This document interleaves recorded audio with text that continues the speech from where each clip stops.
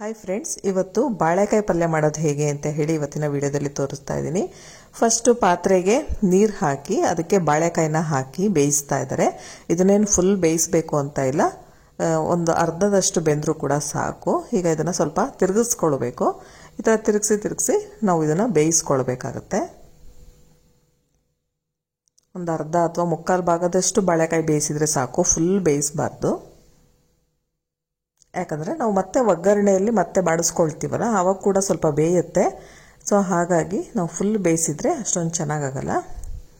ಈಗ ಮತ್ತೆ ಇದನ್ನು ತಿರುಗಿಸ್ಬಿಟ್ಟು ಇದನ್ನು ಬೇಯಿಸ್ತಾ ಇದ್ದಾರೆ. ಈ ರೆಸಿಪಿನ ನಾನು ಮಾಡ್ತಾ ಇಲ್ಲ, ಸಾಗರದಲ್ಲಿ ಅನಿಲ್ ಭಟ್ರು ಅಂತ ಇದ್ದಾರೆ, ಅವರಿಗೆ ನಾವು ವೈದಿಕ ಅಡುಗೆ ಮಾಡೋದಕ್ಕೆ ಅಂತ ಹೇಳಿ ಕರೆದಿದ್ವಿ. ಅವ್ರೇನು ಮಾಡಿದ್ದಾರೆ ಅದನ್ನೆಲ್ಲ ವಿಡಿಯೋ ಮಾಡಿ ನಾನು ವಾಯ್ಸ್ ಓವರ್ ಮಾಡಿ ಅಪ್ಲೋಡ್ ಮಾಡ್ತಾ ಇದ್ದೀನಿ ಅಷ್ಟೇ. ಈಗ ಬಾಳೆಕಾಯಿನ ಒಂದು ಮುಕ್ಕಾಲು ಭಾಗದಷ್ಟು ನಾವು ನೀರಿನಲ್ಲಿ ಬೇಯಿಸ್ಕೊಳ್ಬೇಕು. ಸಾಮಾನ್ಯವಾಗಿ ವೈದಿಕ ಅಡುಗೆಗೆ ಬಾಳೆಕಾಯಿ ಆಗಿರ್ಬೋದು, ಬಾಳೆದಿಂಡಾಗಿರ್ಬೋದು ಅಥವಾ ಹಾಗಲಕಾಯಿ ಇದೆಲ್ಲದೂ ಕೂಡ ಬಳಸ್ತಾರೆ. ಸೊ ಹಾಗಾಗಿ ಬಾಳೆಕಾಯಿ ಪಲ್ಯ ತುಂಬಾ ಚೆನ್ನಾಗಿ ಮಾಡ್ತಾರೆ ಇವರು. ಈಗ ಬಾಳೆಕಾಯಿ ಬೆಂದಾಗಿದೆ. ಈಗ ಇದನ್ನು ಬೇರೆ ಒಂದು ಪಾತ್ರೆಗೆ ಹಾಕಿ ಇಟ್ಕೊಳ್ತಾ ಇದ್ದಾರೆ. ನೀರು ಸಮೇತ ಹಾಕ್ಕೊಳ್ತಾ ಇದ್ದಾರೆ. ಒಂದು 10 ನಿಮಿಷ ಬಿಟ್ಟರೆ ಸಾಕು. ಈಗ ತಣ್ಣಗಾದ್ಮೇಲೆ ಬಾಳೆಕಾಯಿ ಸಿಪ್ಪೆನ ತೆಗಿತಾ ಇದ್ದಾರೆ. ನಾವಿದನ್ನು ಹೆಚ್ಚಿಬಿಟ್ಟು ಕೂಡ ಮಾಡಬಹುದಂತೆ ಅಥವಾ ತುರಿದ್ಬಿಟ್ಟು ಕೂಡ ಮಾಡ್ಬೋದಂತೆ. ಇವತ್ತು ತುರಿದ್ಬಿಟ್ಟು ಮಾಡೋದು ಹೇಗೆ ಅಂತ ಹೇಳಿ ಇವತ್ತು ತೋರಿಸ್ತಾ ಇದ್ದೀವಿ. ಬಾಳೆಕಾಯಿ ಸಿಪ್ಪೆನೆಲ್ಲ ಈ ರೀತಿ ಬಿಡಿಸ್ಕೊಳ್ಬೇಕು. ಈಸಿಯಾಗಿ ಬಿಡಿಸ್ಕೊಳ್ಬೋದು, ಆಲ್ರೆಡಿ ಬೆಂದಿರೋದ್ರಿಂದ ಬಾಳೆಕಾಯಿ ಸಿಪ್ಪೆ ತೆಗೆಯೋದಕ್ಕೆ ತುಂಬಾ ಸುಲಭ ಆಗುತ್ತೆ. ಬಾಳೆಕಾಯಿನ ತುರಿತಾ ಇದ್ದಾರೆ. ದೊಡ್ಡ ತುರಿ ಬರುತ್ತಲ್ಲ ಅದರಲ್ಲಿ ತುರಿತಾ ಇದ್ದಾರೆ. ಬಾಳೆಕಾಯಿ ಬೇಗ ತುರಿಬೋದು, ಯಾಕಂದರೆ ಆಲ್ರೆಡಿ ಬೆಂದಿರುತ್ತೆ ಇದು. ಹಾಗಾಗಿ ತುರಿಯೋದಕ್ಕೆ ಕೂಡ ಏನು ಕಷ್ಟ ಆಗೋದಿಲ್ಲ, ತುಂಬಾ ಈಸಿ ಆಗುತ್ತೆ. ಅಥವಾ ಹೆಚ್ಚಿಬಿಟ್ಟು ಕೂಡ ಇದೇ ಮೆಥಡ್ನಲ್ಲಿ ಮಾಡಬಹುದು. ಬಟ್ ತುರಿದ ಪಲ್ಯ ಟೇಸ್ಟು ತುಂಬಾ ಚೆನ್ನಾಗಿರುತ್ತೆ. ಹೆಚ್ಚಿ ಮಾಡಿದ ಪಲ್ಯದಕ್ಕಿಂತಲೂ ತುರಿದು ಮಾಡಿದ ಪಲ್ಯ ಚೆನ್ನಾಗಿರುತ್ತೆ. ಈಗ ತುರಿದಾಗಿದೆ. ನೆಕ್ಸ್ಟ್ ಈಗ ಬಾಣಲೆಗೆ ಕೊಬ್ಬರಿ ಎಣ್ಣೆನ ಹಾಕ್ಕೊಳ್ತಾ ಇದ್ದಾರೆ. ಇದಕ್ಕೆ ಮೇನು ಕೊಬ್ಬರಿ ಎಣ್ಣೆ ಹಾಕ್ಕೊಳ್ಬೇಕು, ತುಂಬ ಒಳ್ಳೆ ರುಚಿ ಕೊಡುತ್ತೆ ಪಲ್ಯಕ್ಕೆ. ಈಗ ಎಣ್ಣೆಗೆ ಸಾಸಿವೆ ಹಾಕ್ಕೊಳ್ತಾ ಇದ್ದಾರೆ. ನೆಕ್ಸ್ಟ್ ಇದಕ್ಕೆ ಉದ್ದಿನಬೇಳೆ ಹಾಕ್ಕೊಳ್ಬೇಕು.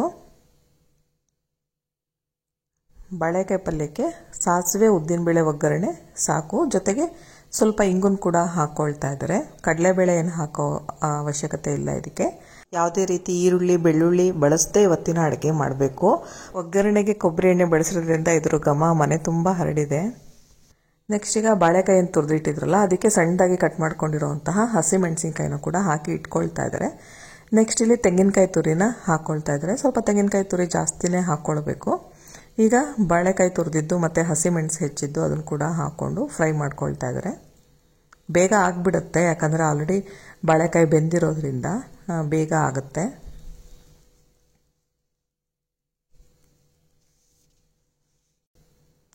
ನೆಕ್ಸ್ಟ್ ಇದಕ್ಕೆ ಉಪ್ಪನ್ನ ಹಾಕ್ಕೊಳ್ತಾ ಇದ್ದಾರೆ. ರುಚಿ ನೋಡಿಕೊಂಡು ಉಪ್ಪು ಹಾಕ್ಕೊಳ್ಬೇಕು. ಜೊತೆಗೆ ಸ್ವಲ್ಪ ಸಕ್ಕರೆ ಕೂಡ ಹಾಕ್ಕೊಳ್ತಾ ಇದ್ದಾರೆ. ಒಂದು ಅರ್ಧ ಸ್ಪೂನ್ ಅಥವಾ 1 ಸ್ಪೂನ್ನಷ್ಟು ಸಕ್ಕರೆ ಹಾಕಿದ್ರೆ ಸಾಕು.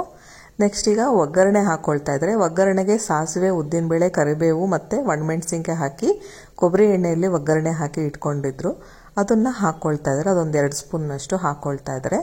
ಯಾವುದೇ ಪಲ್ಯಕ್ಕಾದರೂ ಕೂಡ ಅಷ್ಟೇ, ತುಂಬ ರುಚಿ ಬರಬೇಕು ಅನ್ನೋದಾದರೆ ಕೊಬ್ಬರಿ ಎಣ್ಣೆ ಒಗ್ಗರಣೆನ ಸ್ವಲ್ಪ ಜಾಸ್ತಿನೇ ಹಾಕ್ಕೊಳ್ಬೇಕು. ನೆಕ್ಸ್ಟು ಕೊತ್ತಂಬರಿ ಸೊಪ್ಪನ್ನ ಹಾಕಿ ಮಿಕ್ಸ್ ಮಾಡ್ಕೊಳ್ತಾ ಇದ್ದಾರೆ.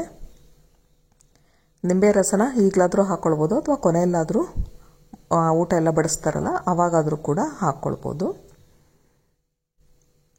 ಈಗ ಬೇರೆ ಒಂದು ಬೌಲಿಗೆ ಹಾಕ್ಕೊಳ್ತಾ ಇದ್ದಾರೆ. ಈಗ ಇದಕ್ಕೆ ನಿಂಬೆ ರಸನ ಕೂಡ ಹಾಕ್ಕೊಳ್ತಾ ಇದ್ದಾರೆ. ಇದನ್ನು ನೀಟಾಗಿ ಒಂದ್ಸಲ ಮಿಕ್ಸ್ ಮಾಡಿಕೊಂಡ್ರೆ ರುಚಿಯಾಗಿರುವಂತಹ ಬಾಳೆಕಾಯಿ ಪಲ್ಯ ರೆಡಿ ಆಗುತ್ತೆ.